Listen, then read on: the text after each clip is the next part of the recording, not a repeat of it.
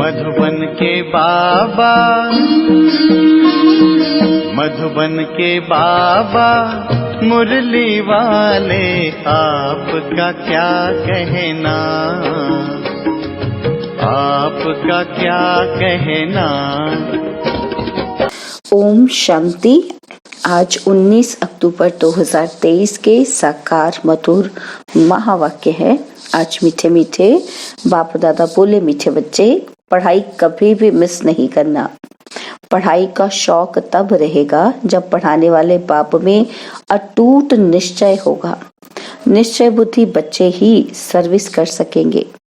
बाबा ने कहा, मीठे बच्चे पढ़ाई कभी भी मिस नहीं करना। पढ़ाई का शौक तब रहेगा जब पढ़ाने वाले बाप में अटूट निश्चय होगा। निश्चय बुद्धि बच्चे ही सर्विस कर सकेंगे। बाबा ने आज प्रश्न पूछा कि बाप दादा को बच्चों की कौन सी बात सुनकर बहुत खुशी होती है।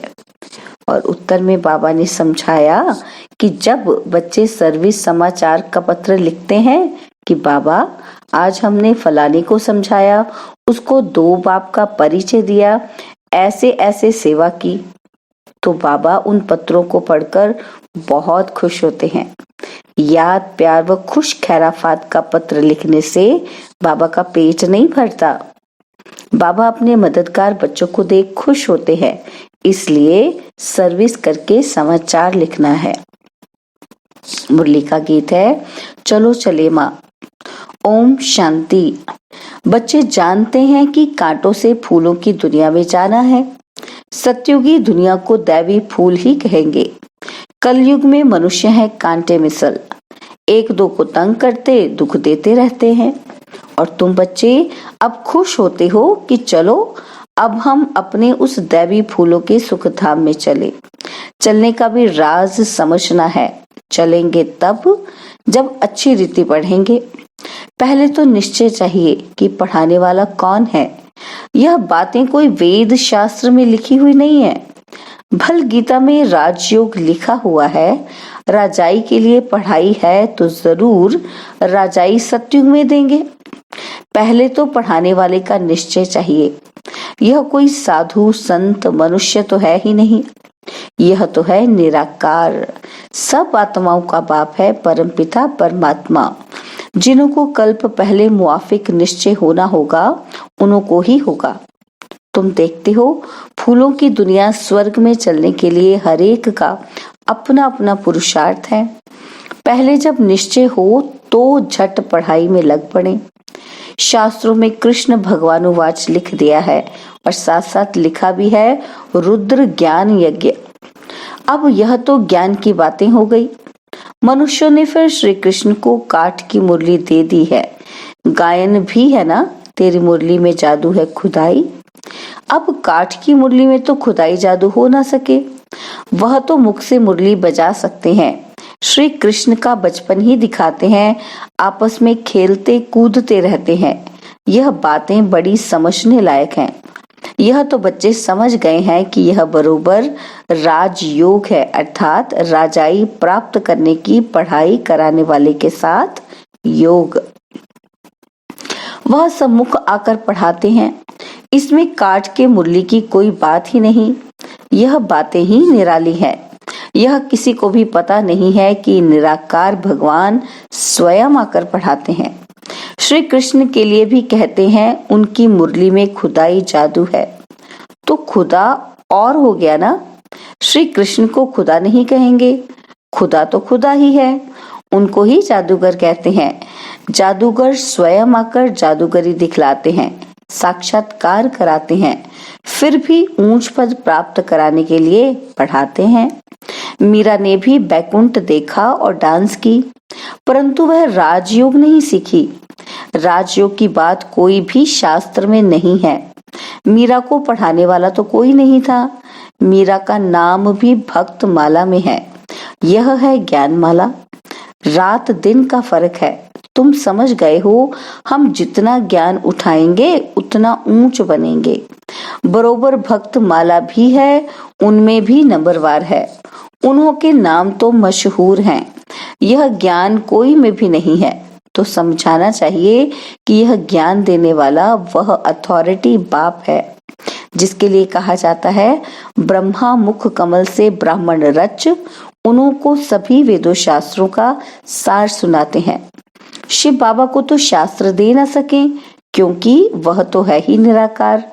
तो ब्रह्मा द्वारा समझाते हैं, यह युक्ति रची है, परंतु यह सब बातें समझाने वाला वह एक है। दिखलाते भी हैं कि ब्रह्मा द्वारा सार बतलाते हैं, तो जरूर समझाने वाला कोई दूसरा है ना। अभी तुम प्रैक्टिकल में देखते हो कि शिव बाबा जो ज्ञान सागर है, हमारा बाबा भी है, वह सम्मुख बैठे हैं। भारत में ही आते हैं और जरूर कोई के शरीर में आते हैं। यह ब्रह्मा का शरीर है। प्रजापिता ब्रह्मा होना भी जरूरी है। बरोबर प्रजापिता ब्रह्मा द्वारा ही बाप आकर ब्राह्मण धर्म रचते हैं।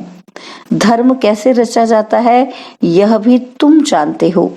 तुम प्रैक्टिकल में ब्रह्मा की संतान हो, कहते हो हम ब्राह्मण ब्राह्मणियां हैं, बाप से वर्षा ले रहे हैं। फॉलोअर तो कभी वर्षा ले ना सके, बच्चे ही बाप से वर्षा लेते हैं। तुम आकर बेहद के बच्चे बने हो। क्राइस्ट के फॉलोअर कहेंगे, बच्चे नहीं। बुद्ध के, गुरु नानक के फॉलोअर ही कहेंगे, बच्चे नहीं। यहाँ तुम बच्चे हो। प्रजापिता वह भी बाप ठहरा और शिव बाबा भी बाप हो गया। वह निराकार है और यह साकार अलग है। इस साकार द्वारा ही शिव बाबा ने बच्चों को रचा है। अब तुम्हारे में भी कोई को तो पक्का निश्चय है और कोई को नहीं है। लॉटरी है बहुत बड़ी। तुमको अपने शरीर निर्वाह अर्थ कर्म भी करना है और फिर यह ज्ञान भी सीखना है। उस पढ़ाई में बहुत मेहनत करनी पड़ती है। यहाँ भी बाप कहते हैं एक घड़ी आधी घड़ी पढ़ो जरूर। अच्छा, कोई कारण से रोज नहीं पढ़ सकते हो तो पहले 7 रोज पढ़कर फिर मुरली के आधार पर चल सकते हो। लक्ष्य पकड़ लिया, बाकी है टाल डाल पत्ते आदि को समझना। वह सब भी चक्र में आ जाता है। तुमको 84 जन्मों का राज भी समझाया है। झाड़ में डिटेल है, चक्र में नटशल है। समझाया भी है कि यह वैरायटी मनुष्य सृष्टि के धर्म है। पहले एक धर्म रहता, फिर वृद्धि होती है। झाड़ भी दिखाया है कि कैसे फाउंडेशन निकलता है, कितना सहज राज है। ड्रामा और झाड़ को समझना है, बुद्धि में धारण करना है और दूसरों को समझाना है। 2 बाप की पॉइंट तो जरूर समझानी है। बेहद के बाप से स्वराज्य मिलता है, इसलिए राजयोग जरूर सीखना पड़े। परमपिता परमात्मा ही स्वर्ग की स्थापना करते हैं, जिसको कृष्णपुरी भी कहते हैं। कंसपुरी में तो कृष्णपुरी स्थापन हो न सके, इसलिए संगम रखा हुआ है। तुम बच्चों के लिए यह संगम युग है और बाकी और सबके लिए कलयुग है। तुम ही संगम से फिर सतयुग में जाने वाले हो, यह निश्चय चाहिए। अभी हम संगम पर हैं। संगम युग याद रहे तो सतयुग भी याद रहे और सतयुग स्थापन करने वाला भी याद रहे, परंतु घड़ी घड़ी भूल जाते हैं। तुम समझते हो अभी हम संगम पर हैं। बेहद का बाप आते ही हैं कलयुग के संगम युगे। गीता में भूल कर दी है। गीता से ताल्लुक रखने वाले सिर्फ भागवत महाभारत आदि हैं। बाप समझाते हैं तुम सब सीताएं हो, मैं राम हूँ। तुम रावण राज्य रूपी लंका में पड़े हो, वह लंका नहीं। ऐसे नहीं कि वहां कोई रावण राज्य था। सतयुग में लंका आदि होती नहीं, उस तरफ बौद्ध धर्म है। अभी बौद्ध धर्म बहुत फैला हुआ है। अब यह तो बच्चों को समझाया गया है। भारत पहले बिल्कुल पवित्र था, सुख शांति थी, एक ही देवी देवता धर्म था। पहले पहले तो ये निश्चय पक्का रहना चाहिए कि ये हमारा बेहद का बाप है, उनसे वर्षा लेना है। पुरुषार्थ में कभी चूकना नहीं है। निश्चय बिगर पुरुषार्थ भी कैसे करेंगे। बाप पढ़ाते हैं, उनसे स्वर्ग का सदा सुख का वर्षा मिल रहा है, यह तो सर्टेन है। स्कूल में बिगर निश्चय अथवा एम ऑब्जेक्ट थोड़े ही बैठेंगे। वहां तो सब्जेक्ट बहुत होती हैं, मार्जिन होती है। यहाँ तो एक ही सब्जेक्ट है, एक ही सब्जेक्ट से कितनी बड़ी राजधानी स्थापन हो जाती है। जो नहीं पढ़ते हैं तो पढ़े हुए के आगे भरी ढोएंगे। प्रजा में भी जो अच्छी प्रजा होंगे उनके आगे कम दर्जे वाली प्रजा भरी ढोएगी। प्रजा भी नंबरवार तो है ना, कोई गरीब कोई साहूकार, एक न मिले दूसरे से। कैसा यह ड्रामा है। सभी मनुष्य के फीचर्स ड्रामा में नूंद है पार्ट बजाने के लिए। कितनी गुह्य बातें हैं जो धारण कर यथार्थ रीति समझाना है। सब तो नहीं समझा सकते, कितनी अच्छी बातें समझाते हैं। निश्चय में ही विजय है, निश्चय होगा तब ही पढ़ेंगे। कोई तो संशय बुद्धि हो पढ़ाई को छोड़ देते हैं। अहो माया झट तूफान लगाए संशय में डाल देती है। संशय बुद्धि विषयंती, चढ़े तो चाके बैकुंठ रस, गिरे तो चकनाचूर। फर्क तो बहुत है, गिरे तो एकदम चंडाल, चढ़े तो एकदम बादशाह। सारा पढ़ाई पर मदार है। आगे कभी सुना कि निराकार शिक्षक कैसे होता है? अभी शिव बाबा द्वारा तुम सुनते हो। तुमको निश्चय हुआ है कि मैं तुम्हारा बाप हूँ, पतित पावन भी हूँ, नॉलेजफुल भी कहते हो। नॉलेज से चक्रवर्ती राजा बनना है, यह निश्चय होना चाहिए ना। निश्चय में ही माया विघ्न डालती है। दुश्मन सामने खड़ा है, तुम जानते हो माया हमारी दुश्मन है। घड़ी घड़ी धोखा देती है, पढ़ाई में संशय डाल देती है और संशय में आकर बहुत बच्चे पढ़ाई को छोड़ देते हैं। पढ़ाई को छोड़ा गोया बाप टीचर सतगुरु को भी छोड़ दिया। वह तो गुरु बदलते रहते हैं, अनेक गुरु करते हैं, यह तो एक ही सतगुरु है। यह अपनी महिमा नहीं करते हैं, बाप अपना परिचय देते हैं। भक्त लोग गाते हैं ना शिवाय नमः, तुम माता पिता हम बालक तेरे, लेकिन कुछ जानते भी नहीं, सिर्फ कहते रहते हैं, पूजा करते रहते हैं। तुम अभी जान गए हो कि शिव कौन है। शिव के बाद आते हैं ब्रह्मा सरस्वती, लक्ष्मी नारायण बाद में आते हैं। पहले शिव बाबा, फिर ब्रह्मा विष्णु शंकर। बाप कहते हैं मैं पहले पहले ब्रह्मा में प्रवेश करता हूँ, इनको पहले रचता हूँ। ब्रह्मा द्वारा स्थापना, फिर ब्रह्मा ही विष्णु बन पालना करते हैं। यह सब पॉइंट्स नोट करनी चाहिए, फिर किसी को समझाने की कोशिश करनी चाहिए। कोई तो बहुत अच्छा समझाते हैं, बाबा की तो बात ही अलग है। कभी शिव बाबा समझाते, कभी यह भी समझाते हैं। तुम हमेशा समझो कि शिव बाबा समझाते हैं। शिव बाबा को याद करने से विकर्म विनाश होते हैं। तुम समझो शिव बाबा इन द्वारा नई नई पॉइंट्स सुनाते हैं, बड़ा युक्ति से समझाते हैं। तो बच्चों को समझना भी चाहिए। पहले तो निश्चय करना है। 7 रोज में भी रंग अच्छा लग सकता है, परंतु माया भी बहुत तीखी है ना। पहले पहले तो निश्चय बैठे कि बाप परमपिता परमात्मा स्वर्ग का रचयिता है, तो जरूर उसने ही राजयोग सिखाया होगा।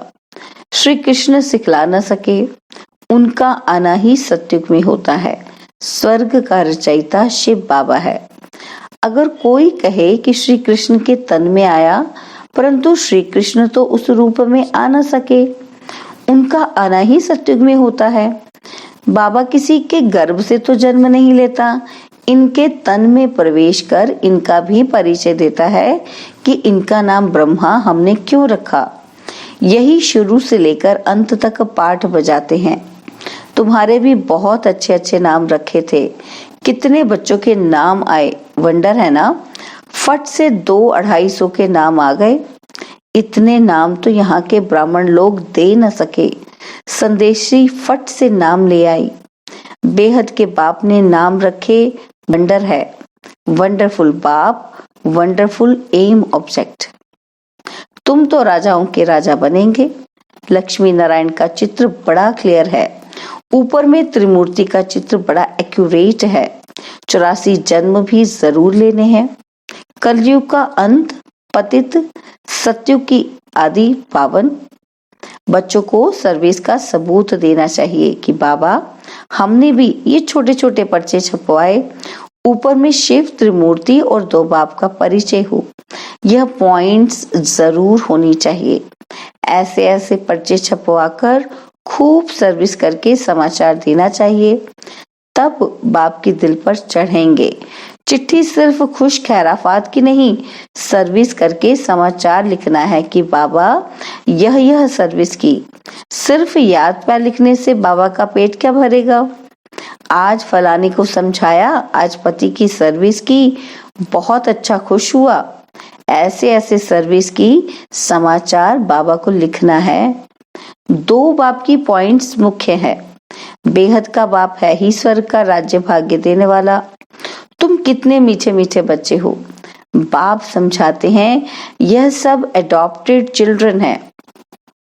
इतने सब तो धर्म के बच्चे ही हो सकते हैं, वह धर्म के फॉलोअर्स होते हैं। यहाँ तुम बच्चे हो, बाप भी ऐसे बच्चों को देख खुश होते हैं। यह सब हमारे बच्चे हैं, अभी अंत का पाठ बजा रहे हैं, स्वर्ग की स्थापना में मदद करने के लिए मेरे साथी बने हैं। यह है रुद्र शिव बाबा का राजस्व अश्वमेध ज्ञान यज्ञ। शिव बाबा स्वर्ग की स्थापना कैसे करते हैं? पहले ब्रह्मा और ब्राह्मणों द्वारा रुद्र ज्ञान यज्ञ रचते हैं, जिससे स्वर्ग की स्थापना होती है। तो जरूर ब्राह्मणों को ही यज्ञ संभालना है। अच्छा, मीठे मीठे सिकिलदे बच्चों प्रति माता पिता बाप दादा का याद प्यार और गुड मॉर्निंग। रूहानी बाप की रूहानी बच्चों को नमस्ते। हम रूहानी बच्चों की रूहानी बाप दादाजी को दिलवा जान सिखवा प्रेम से नमस्ते। ओम शांति। प्यारे बाबा, मीठे बाबा, मेरे बाबा, शुक्रिया बाबा, शुक्रिया बाबा, शुक्रिया। धारणा के लिए मुख्य सार है। पहला पॉइंट है, निश्चय बुद्धि बन पढ़ाई करनी है। कभी भी किसी बात में संशय नहीं उठाना है, निश्चय में ही विजय है।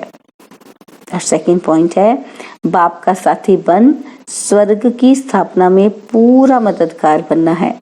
यज्ञ की संभाल करने वाला पक्का ब्राह्मण बनना है।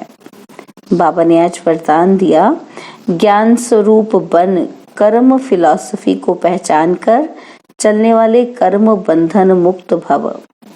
ज्ञान स्वरूप बन कर्म फिलॉसफी को पहचान कर चलने वाले कर्म बंधन मुक्त भव। कई बच्चे जोश में आकर सब कुछ छोड़ किनारा कर तन से अलग हो जाते, लेकिन मन का हिसाब किताब होने के कारण खींचता रहता है, बुद्धि जाती रहती है। यह भी एक बड़ा विघ्न बन जाता है। इसलिए कोई से भी किनारा करना है तो पहले निमित्त आत्माओं से वेरीफाई कराओ, क्योंकि यह कर्मों की फिलॉसफी है। जबरदस्ती तोड़ने से मन बार बार जाता रहता है। तो ज्ञान स्वरूप होकर कर्म फिलॉसफी को पहचानो और वेरीफाई कराओ, तो सहज कर्म बंधन से मुक्त हो जाएंगे। स्लोगन है, अपने स्वमान की सीट पर सेट रहो तो माया आपके आगे सरेंडर हो जाएगी। अपने स्वमान की सीट पर सेट रहो तो माया आपके आगे सरेंडर हो जाएगी। ओम शांति। और अब यह एक बहुत अच्छी वीडियो भी जरूर देखें।